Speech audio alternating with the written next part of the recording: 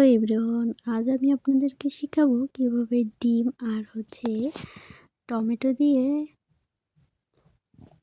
ভর্তা মাখানো যায়। আপনারা অনেক রকমেরই তো করেছেন, তবে আজ আমি আপনাদেরকে দেখাবো একদম নতুনভাবে।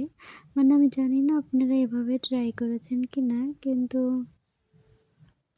যাই হোক আপনারা দেখতে থাকেন। আমি কিন্তু প্রথমে এই টমেটো কিন্তু নিয়েছিলাম আধ পাকা, যেটা বলা হয় মানে অর্ধেক কাঁচা অর্ধেক পাকা। তো এটা নিয়ে কিন্তু এটাকে আমি গোল গোল করে দেখেন কেটে নিয়েছি। তারপরে কিন্তু সরিষার তেলের ভেতরে এটা আমি ভালো করে ভেজে নিচ্ছি। তো আপনারা অনেকে হয়তোবা খেয়েছেন পাকা টমেটো দিয়ে, আমিও খেয়েছি। সেইগুলা একটা টেস্ট, এটাই কিন্তু অন্যরকম টেস্ট। তো দেখেন আমি কিন্তু এক এক করে পুরাটা এইভাবে করে ভেজে নিচ্ছি। তো এটা যখনই হয়ে আসছে তার পরপরই কিন্তু আমি এখানে দিয়ে দিয়েছিলাম ধুয়ে রাখা মরিচ, শুকনো মরিচ। তো এটাও আমি এভাবে করে ঢেলে নিচ্ছি। তারপরে কিন্তু সব কিছু একবারে নামাচ্ছি এই ভর্তাটা করার জন্য। আমি কিন্তু অনেক আগেই এখানে রেখে দিয়েছিলাম পেঁয়াজ কুচি কুচি করে।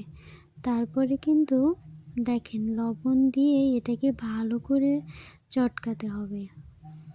আর আপনারা দেখতে পাচ্ছেন বড় ডিমটার সঙ্গে আর একটা ছোট্ট একটা ডিম আছে, এটা হচ্ছে কোয়েল পাখির ডিম। তো দেখেন দেখেই একদম লোভ লেগে যাচ্ছে। খেতেও কিন্তু হয়েছিল অসাধারণ। আমি তো এখন বলছি মনে হচ্ছে এখনই খেয়ে ফেলি। তো দেখতে থাকেন কত সুন্দর করে আমি ভর্তাটা মাখিয়েছিলাম। আর এই ভিডিওটা কিন্তু আমার করা অনেক আগে বলতে ডিসেম্বরের প্রথম দিকেই। আর এটা কিন্তু আমার শ্বশুরবাড়িতেই করা ছিল ভিডিওটা।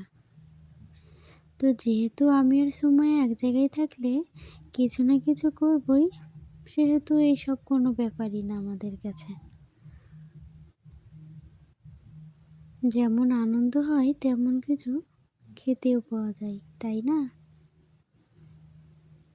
তো আমার ভিডিও আপনাদের কেমন লাগে সবাই কিন্তু কমেন্ট করে জানাবেন।